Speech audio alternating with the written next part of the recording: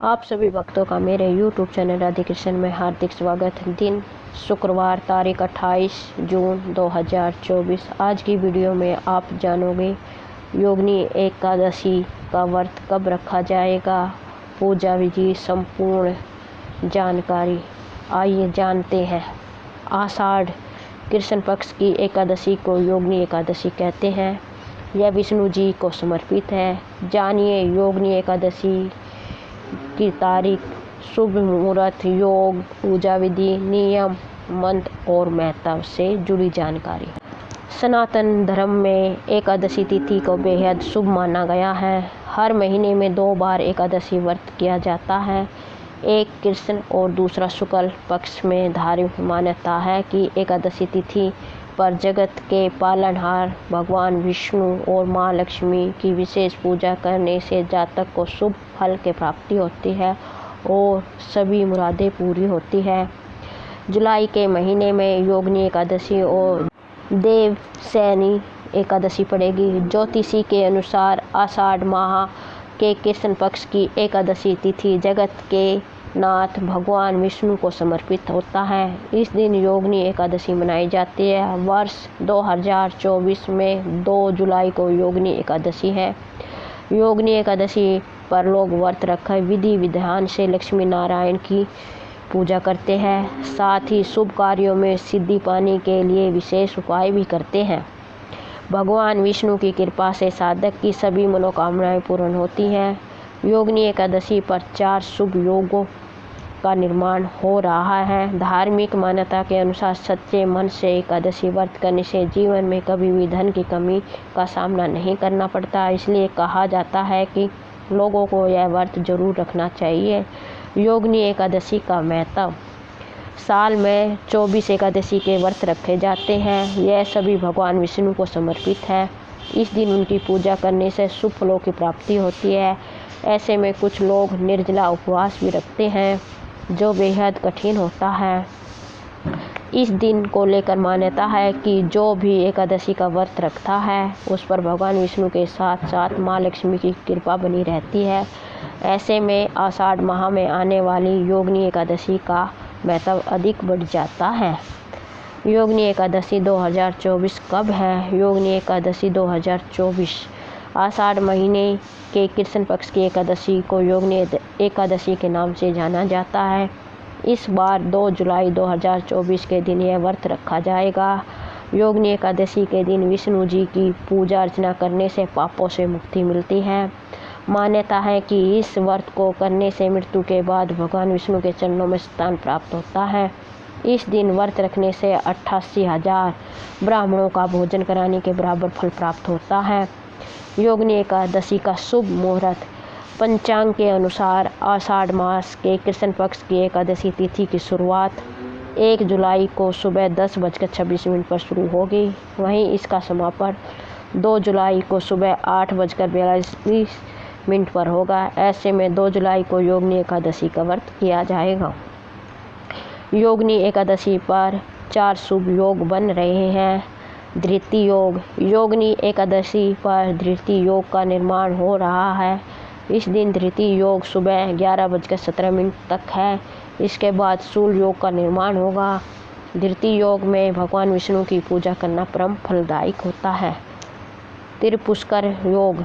योगिनी एकादशी तिथि पर त्रिपुष्कर योग का निर्माण हो रहा है। इस योग का निर्माण सुबह 8:37 से हो रहा है और समापन 3 जुलाई को सुबह 4:40 पर होगा। स्वार्थ सिद्धि योग। योगिनी एकादशी तिथि पर स्वार्थ सिद्धि योग का भी निर्माण हो रहा है। इस योग का निर्माण सुबह 5:27 से हो रहा है और समापन 3 जुलाई को सुबह 4:40 पर होगा। इस योग में भगवान विष्णु की पूजा करने से साधक को मनोवांछित फल की प्राप्ति होगी। शिववास योग। योगिनी एकादशी पर शिववास योग का निर्माण हो रहा है। इस दिन भगवान शिव सुबह 8:42 तक कैलाश पर विराजमान रहेंगे। इसके बाद नंदी पर सवार रहेंगे। भगवान शिव के कैलाश और नंदी पर विराजमान रहने के दौरान अभिषेक करने से साधक को सभी कार्य में सिद्धि प्राप्ति होती है। योगिनी एकादशी के दिन विष्णु जी की पूजा का विधान है। साथ ही पीपल के वृक्ष की पूजा भी करनी चाहिए। इस दिन प्रातःकाल उठकर स्नान करना चाहिए। इसके बाद पीले रंग के वस्त्र धारण करना अधिक शुभ होता है। फिर भगवान विष्णु का ध्यान करते हुए व्रत का संकल्प लें। इसके बाद उनकी विधि अनुसार पूजा करें। योगिनी एकादशी व्रत की कथा पढ़ें। बाद में विष्णु जी की आरती करें। इस दिन आप ज़रूरतमंद लोगों को भोजन व दान दक्षिणा भी दे सकते हैं। इसमें भगवान विष्णु प्रसन्न होते हैं। योगिनी एकादशी व्रत के दिन अन्न का सेवन नहीं करना चाहिए। एकादशी का व्रत नहीं रखने वालों को भी चावल का सेवन नहीं करना चाहिए। इस दिन बाल, नाखून और दाढ़ी कटवाने की भूल न करें। योगिनी एकादशी के दिन ब्राह्मणों को कुछ दान अवश्य करना चाहिए। एकादशी व्रत के पारायण करने के बाद अन्न का दान करना शुभ माना गया है। इस बार 2 जुलाई 2024 के दिन ही योगिनी एकादशी का व्रत रखा जाएगा। इस दिन पूजा के लिए शुभ मुहूर्त 8:56 से लेकर दोपहर 2:10 तक रहने वाला है। वहीं योगिनी एकादशी का व्रत पारायण समय 3 जुलाई सुबह 5:28 से सुबह 7:10 तक रहेगा। योगिनी एकादशी पूजा विधि। योगिनी एकादशी के दिन विष्णु जी की पूजा का विधान है। साथ ही पीपल के वृक्ष की पूजा भी करनी चाहिए। इस दिन प्रातःकाल उठकर स्नान करना चाहिए। इसके बाद पीले रंग के वस्त्र धारण करना अधिक शुभ होता है। फिर भगवान विष्णु का ध्यान करते हुए व्रत का संकल्प लें। इसके बाद उसकी विधि अनुसार पूजा करें और योगिनी एकादशी व्रत की कथा पढ़ें। बाद में विष्णु जी की आरती करें। इस दिन आप ज़रूरतमंद लोगों को भोजन व दान दक्षिणा भी दे सकते हैं। इससे भगवान विष्णु प्रसन्न होते हैं। योगिनी एकादशी व्रत के नियम। योगिनी एकादशी व्रत के दिन अन्न का सेवन नहीं करना चाहिए। एकादशी का व्रत नहीं रखने वालों को भी चावल का सेवन नहीं करना चाहिए। इस दिन बाल, नाखून और दाढ़ी कटवाने की भूल न करें। योगिनी एकादशी के दिन ब्राह्मणों को कुछ दान अवश्य करना चाहिए। एकादशी व्रत के पारायण करने के बाद अन्न का दान करना शुभ माना जाता है। योगिनी एकादशी व्रत कथा। योगिनी एकादशी के दिन श्री हरि की विधि विधान से पूजा की जाती है। कहा जाता है कि इस व्रत को करने से यज्ञों को करने बराबर फल मिलता है। आषाढ़ मास में आने के कारण इस एकादशी का महत्व और भी बढ़ जाता है। कुबेर नाम के राजा ने एक माली को श्राप दे दिया था, जिससे मुक्ति होने के लिए उसने योगिनी एकादशी का व्रत किया था। आइए जानते हैं कथा। योगिनी एकादशी व्रत कथा। महाभारत काल की बात है कि एक बार धर्मराज युधिष्ठिर ने भगवान श्री कृष्ण से कहा, हे त्रिलोकीनाथ, मैंने ज्येष्ठ माह के शुक्ल पक्ष की निर्जला एकादशी की कथा सुनी। अब आप कृपया करके आषाढ़ माह के कृष्ण पक्ष की एकादशी की कथा सुनाइए। इस एकादशी का नाम तथा महत्व क्या है, सो अब मुझे विस्तार पूर्वक बताइए। श्री कृष्ण ने कहा, हे पांडुपुत्र, आषाढ़ माह के कृष्ण पक्ष की एकादशी का नाम योगिनी एकादशी है। इसके व्रत से सभी पाप नष्ट हो जाते हैं। यह व्रत इस लोक में भोग तथा परलोक में मुक्ति देने वाला है। हे धर्मराज, यह एकादशी तीनों लोकों में प्रसिद्ध है। इसके व्रत से सभी पाप नष्ट हो जाते हैं। तुम्हें मैं पुराण में कही हुई कथा सुनाता हूँ, ध्यानपूर्वक सुना करो। कुबेर नाम का एक राजा अलकापुरी नाम की नगरी में राज्य करता था। वह शिव भक्त था। उनका हेमाली नामक एक यक्ष सेवक था, जो पूजा के लिए फूल लाया करता था। हेमाली की विशालाक्षी नाम की अति सुंदर स्त्री थी। एक दिन वह मानसरोवर से पुष्प लेकर आया, किंतु कामना सख्त होने के कारण पुष्पों को रखकर अपनी स्त्री के साथ रमण करने लगा। इस भोग विलास में दोपहर हो गई। हेमाली की राह देखते देखते जब राजा कुबेर को दोपहर हो गई, तो उसने क्रोधपूर्वक अपने सेवकों को आज्ञा दी कि तुम लोग जाकर पता लगाओ कि हेमाली अभी तक पुष्प लेकर क्यों नहीं आया। जब सेवकों ने उसका पता लगाया तो राजा के पास जाकर बताया, हे राजन, वह हेमाली अपनी स्त्री के साथ रमण कर रहा है।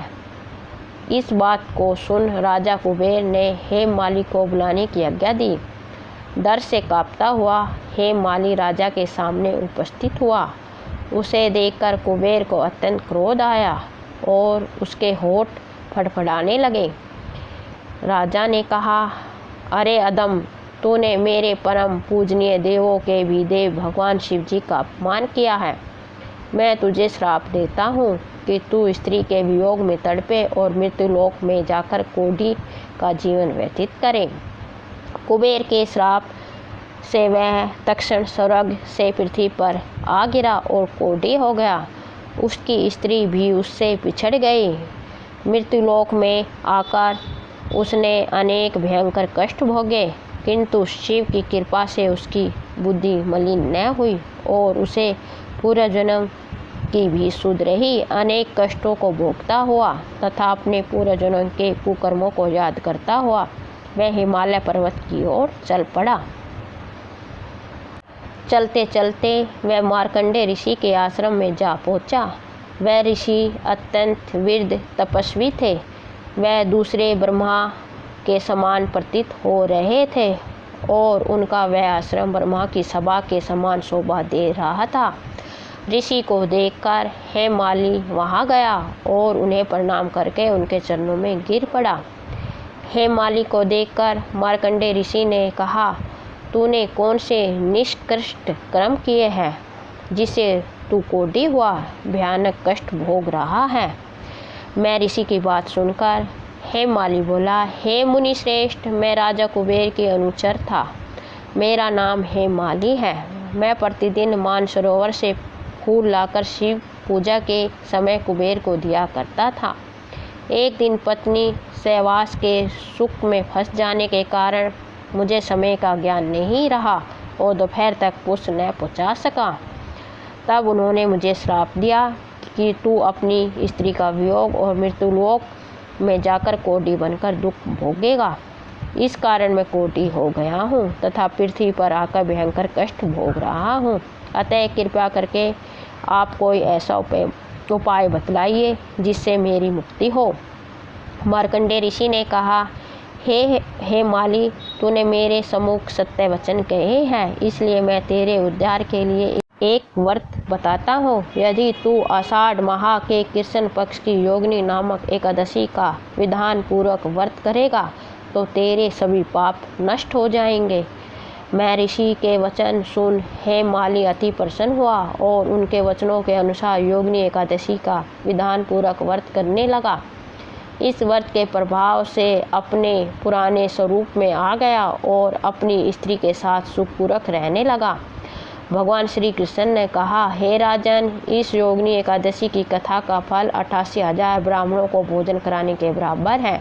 इसके व्रत से सभी पाप नष्ट हो जाते हैं और अंत में मोक्ष प्राप्त करके प्राणी स्वर्ग का अधिकारी बनता है। जय श्री हरि विष्णु भगवान की जय। जय लक्ष्मी नारायण भगवान की जय। आपको मेरा वीडियो कैसा लगा कमेंट बॉक्स में अवश्य बताएं। मेरे वीडियो को लाइक शेयर और चैनल को सब्सक्राइब करें। धन्यवाद। जय श्री हरि विष्णु भगवान की जय। जय लक्ष्मी नारायण भगवान की जय।